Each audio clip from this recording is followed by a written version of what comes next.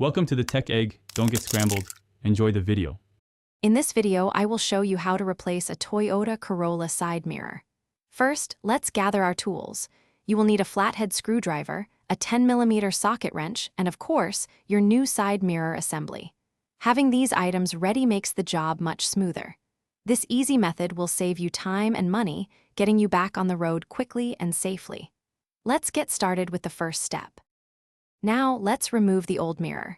Begin by gently prying off the small plastic trim piece covering the mirror's base on the inside of the door. This usually just pops off. Next, you will see the electrical connector. Carefully unplug it. Finally, use your 10mm socket wrench to loosen and remove the 3 bolts holding the mirror in place. Once those are out, the old mirror assembly will come right off. With the old mirror removed, it's time to install your new one. Carefully align the new mirror assembly with the bolt holes on the door frame. Insert the 3 mounting bolts and hand tighten them first, then use your 10mm socket wrench to secure them firmly. Make sure not to over-tighten.